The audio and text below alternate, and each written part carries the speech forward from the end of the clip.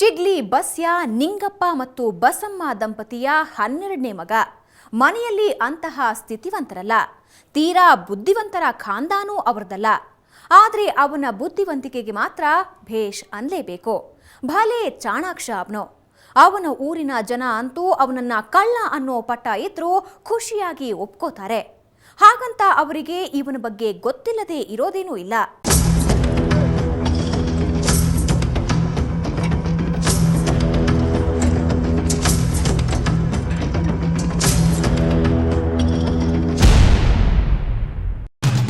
ಈ ಶಿಗ್ಲಿ ಬಸ್ಯಾನ ಜಾಣತನಕ್ಕೆ ಶಭಾಷ್ಗಿರಿ ಕೊಡಬೇಕು.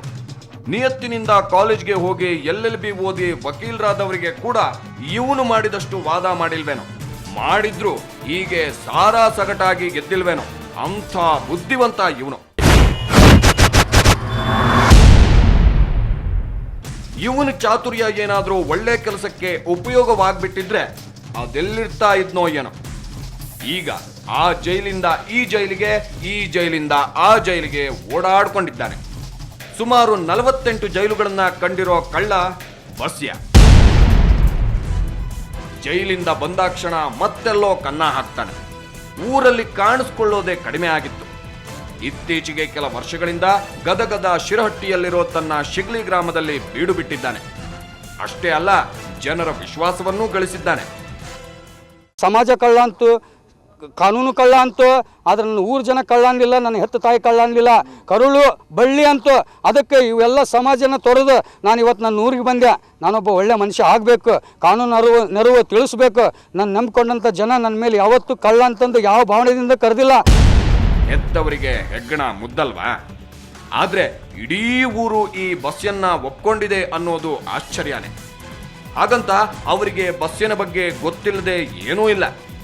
ಇವನಿಗೆ ಪಾಠ ಮಾಡಿದ ಮೇಷ್ಟ್ರು ಎಂಥ ಬುದ್ಧಿವಂತ ಆಗಿದ್ದ, ಕಳ್ಳನಾಗೋದ ಅಂತ ಇವತ್ತಿಗೂ ಬೇಜಾರು ಮಾಡ್ಕೋತಾರೆ.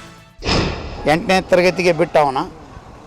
ಸುಮಾರು 8ನೇ ತರಗತಿ ಅಂದರೆ 13-14 ವಯಸ್ಸಿಗೆ ಕಳ್ತನ ಮಾಡೋದು ಚಾಳಿ ಇತ್ತು ರೀ ಅವ್ನು. ಆವಾಗ ಸಣ್ಣ ಹುಡುಗರು ನಮ್ಮೂರ 2 ಜನ ಕಟ್ಕೊಂಡು ಗೆಳೆಯರನ್ನ ಒಂದು ಕಳುವಿನಲ್ಲಿ ಸಿಕ್ಕು ಅರೆಸ್ಟ್ ಆಗಿದ್ದ. ರಿಮಾಂಡ್ ಹೋಮ್ನಲ್ಲಿ ಹಾಕಿದ್ರು ಅವನ್ನ. 2 ಜನನ ಭಾಳ ಶಾಣೆ ಹುಡುಗ್ರಿ ಅವ, ಭಾಳ ವೈಸ್ ಫೆಲೋ. ತನ್ನ ಜಾಣತನ ಅವ ಕಳುವು ಮಾಡೋಕ್ಕೆ ಉಪಯೋಗ ಮಾಡಿದ ಹೊರತು ಬೇರೆ ಓದೋ ಅಭ್ಯಾಸಕ್ಕೆ ಮಾಡಿದ್ರೆ ದೊಡ್ಡ ಪದವೀಧರ ಆಗಿರ್ತಿದ್ದವ. ಅವನ ಬಗ್ಗೆ ಭಾಳ ಹೆಮ್ಮೆಯಿಂದ ಕೆಲವು PSIs ವರ್ಣನೆ ಮಾಡಿರಿ ಅವನ ಗುಣ. ಇವ ಹೇಳ್ತಿದ್ದಾಗ ಶಾಲೆ ಬಿಟ್ಟು ಸುಮಾರು 1 ವರ್ಷದ ಒಳಗನೆ ಒಂದು ಕಳುವು ಮಾಡಿದ್ರಿ. ಕಳುವು ಮಾಡಿ ರಾಣೆಬೆನ್ನೂರು ಹಾವೇರಿ ಒಳಗೆ ಅರೆಸ್ಟ್ ಆದಾಗ ತನ್ನ ಜೊತೆಗಿದ್ದ ಸಣ್ಣ ಮಕ್ಕಳು ಅವನು ಅರಿಯರು 14-15 ವರ್ಷದ ಒಳಗೆ ಹುಡುಗರು, ಅವ್ರನ್ನಿಬ್ಬರನ್ನು ಕೆಳಗೆ ಡಗ್ಗಿಸಿ ಅವ್ರ ಮ್ಯಾಗ ಹತ್ತಿ ಹಂಚು ಹಾರಿ ಹೊಡೆದು ಪರಾರಿಯಾಗಿದ್ದ ರಾಣೆಬೆನ್ನೂರು ಜೈಲಿಂದ. ಸಣ್ಣವಿದ್ದಾಗ ರೀ ರಿಮಾಂಡ್ ಹೋಮ್ಗೆ ಅವನ್ನ ಅರೆಸ್ಟ್ ಮಾಡಿದ್ರು. ಅಷ್ಟು ಶಾಣರಿ ಅವ. ತಾನು ಹಂಚಿಂದು ಇದನ್ನು ಹಾರಿ ಹೊಡೆದು ಕೆಳಗೆ ಹಾರಿ ಪರಾರಿಯಾಗಿದ್ದ. ಅವತ್ತು ಬಾಲಭವನದಿಂದ ತಪ್ಪಿಸಿಕೊಂಡು ಬಂದವನು ಬದಲಾಗಿದ್ರೆ ಆಗುತ್ತಿತ್ತು. ಆದರೆ ಬಸ್ಯ ಚೇಂಜ್ ಆಗಲೇ ಇಲ್ಲ. ಟೀನೇಜ್ ಮುಗಿತಿದ್ದ ಹಾಗೆ ಮೊದಲು ಹೊಕ್ಕಿದ್ದು ಜಡ್ಜ್ ಮನೆಗೆ. 20 ವರ್ಷ ಅಲ್ದು 21 ವರ್ಷವಿದ್ದಾಗ ಲಕ್ಷ್ಮೇಶ್ವರದಲ್ಲಿ ಫಸ್ಟ್ ಒಂದು ದೊಡ್ಡ ಕಳುವು ಮಾಡಿದ್ರು. ಲಕ್ಷ್ಮೇಶ್ವರ ನ್ಯಾಯಾಧೀಶರ ಮನೆ. ಆ ನ್ಯಾಯಾಧೀಶರ ಮನೆ ಕಿಟಕಿಯಿಂದ ಒಳ ನುಗ್ಗಿ ಭಾಳ ಜಾಣತನದಿಂದ ಎಲ್ಲಿ ನೋಡಿದರೂ ಪೊಲೀಸರಿಗೂ ಗುರ್ತಾಗದಂಥ ಸಂಶಯಾಸ್ಪದ ಸ್ಥಾನ. ಆಟೇ ಜಾಗ ಒಂದು ಸಣ್ಣ ಕಿಟಕಿಯೊಳಗೆ ವಿಂಡೋದೊಳಗೆ ಒಳಗೆ ಡೈ ಮಾಡಿ ಜಂಪ್ ಮಾಡಿ ಒಳಗೆ ಹೋಗಿ ಆಮೇಲೆ ಮತ್ತು ಬಂದು ಕಳುವು ಮಾಡಿದ್ದ. ಬಂಗಾರ ಹಿಂಗಾರ ಸುಮಾರಾಗಿ ಪೊಲೀಸ್ ನಾಯಿ ಅದನ್ನೆಲ್ಲ ತಂದು ಹಿಡಿದ್ರು. ಜಡ್ಜರಿದರಿಗೆ ಒಪ್ಕೊಂಡಿದ್ದ. ಅವತ್ತು ಅರೆಸ್ಟ್ ಆಗಿ ತಪ್ಪೊಪ್ಪಿಕೊಂಡಿದ್ದೇ ಕೊನೆ. ನಂತರ ಯಾವ ಕೇಸಲ್ಲೂ ಇವನೇ ಸ್ವತಃ ಒಪ್ಕೊಳ್ಳಿಲ್ಲ. ಜೊತೆಗೆ ಅವನ ಜಿಲ್ಲೆಯಲ್ಲಿ ಮತ್ಯಾರ ಮನೆಗೂ ಹೋಗಲಿಲ್ಲ, ಪೊಲೀಸರ ಕೈಗೂ ಸಿಗಲಿಲ್ಲ. ಆತನ ಕೈಚಳಕ ಕಾಣಿಸಿದ್ದು ಸುತ್ತಮುತ್ತಲಿನ 10 ಜಿಲ್ಲೆಯ ಜನರಿಗೆ. ಊರವರ ಪಾಲಿಗೆ ಇವನು ಯಾವತ್ತೂ ಕೆಟ್ಟವನಾಗಲಿಲ್ಲ. ಇತ್ತಿತ್ತಲಾಗಿ ಊರ ಬಿಟ್ಟರೆ ಅವ. ಊರು ಬಿಟ್ಟ ಯಾವಾಗೋ ಬರವ, ಯಾವಾಗೋ ಕಾಣವ. ಶಿಗ್ಲಿ ಒಳಗೆ ಮತ್ತು ತನ್ನ ಪರಿಚಯದೊಳಗೆ ಯಾರಿಗೂ ಏನೂ ಮಾಡ್ತಿರ್ಲಿಲ್ಲ.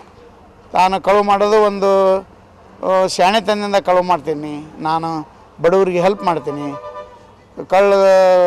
ನಂಬರ್ 2 ವ್ಯವಹಾರ ಮಾಡೋರ ಮನೆ ಅಷ್ಟೇ ನಾ ಕಳುವು ಮಾಡ್ತೀನಿ ಅಂತ ಅಲಾದಿ ಹೇಳ್ತಾನೆ ರೀ ಅವ. ಇವನು ಹೇಳ್ತಾನೆ, ಆದರೆ ಅದು ಸಂಪೂರ್ಣ ನಿಜ ಏನಲ್ಲ. ಒಂದು ವೇಳೆ ನಿಜ ಆದರೂ ಕಳ್ಳತನ ಮಾಡೋದು ಅಪರಾಧನೇ. ಅದಕ್ಕೆ ಶಿಕ್ಷೆ ಅನುಭವಿಸಲೇಬೇಕಾಗುತ್ತೆ. ಅದು ಬಸ್ಯಂಗೂ ಗೊತ್ತು. ಅದರಿಂದ ಹೊರಬರೋದು ಹೇಗೆ ಅನ್ನೋದು ಗೊತ್ತು. ಅಷ್ಟೇ ಅಲ್ಲ, ತಪ್ಪು ಮಾಡಿ ಅರಗಿಸಿಕೊಳ್ಳೋದು ಹೇಗೆ, ಸಮಾಜದಲ್ಲಿ ಸ್ಥಾನಮಾನ ಕಾಪಾಡಿಕೊಳ್ಳೋದು ಹೇಗೆ ಅನ್ನೋದನ್ನು ಬಸ್ಯ ಚೆನ್ನಾಗಿ ತಿಳ್ಕೊಂಡಿದ್ದ. ಸುಮಾರು ಈಗ ಒಂದು 3-4 ವರ್ಷದಿಂದ ಊರ ಸಂಪರ್ಕ ಹೆಚ್ಚಿಗೆ ಮಾಡ್ಕೊಂಡೆ.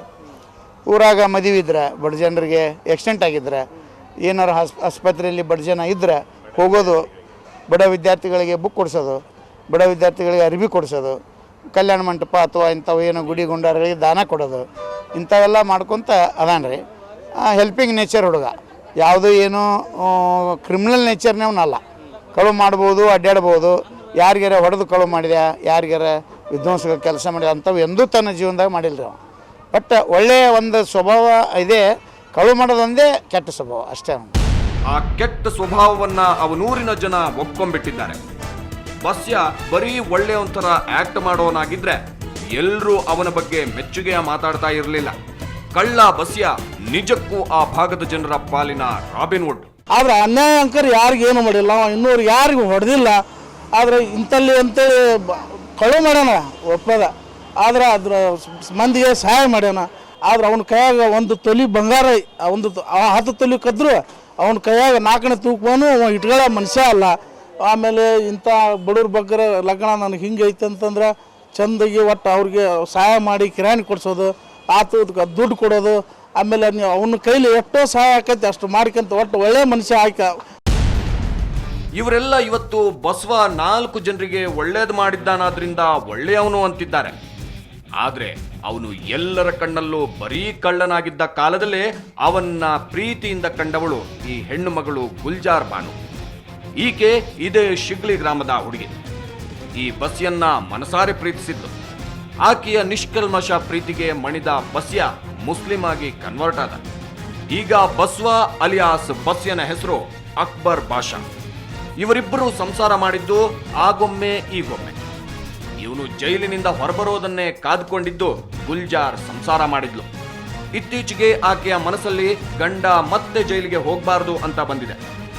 ಆದ್ರೆ ಇರೋ ಕೇಸ್ಗಳ ಕಥೆ ಏನು, ಅದಕ್ಕೆ ಈ ಹೋರಾಟ. ಬಸ್ಯಾನ ಈ ಹೋರಾಟಕ್ಕೆ ಹೆಂಡತಿಯ ಬೆಂಬಲ ಇದೆ. ಅದಕ್ಕೆ ಇರಬೇಕು. ಆತ ಕೋರ್ಟ್ನಲ್ಲಿ ತನ್ನ ಕೇಸ್ ಫೈಲ್ ಹಿಡ್ಕೊಂಡು ವಾದ ಮಾಡೋಕೆ ನಿಂತ ಅಂದ್ರೆ ಜಡ್ಜ್ಗಳೇ ದಂಗಾಗ್ತಾರೆ. ಆತ ಕೇಸ್ ಗೆಲ್ಲೋ ರೀತಿಯ ಬಗ್ಗೆ ಅಂತೂ ಚಿತ್ರ ವಿಚಿತ್ರ ಕಥೆಗಳಿವೆ. ಒಂದು ಸಣ್ಣ ಬ್ರೇಕ್ನ ನಂತರ ಆ ವಿಷಯ ಹೇಳ್ತೀವಿ.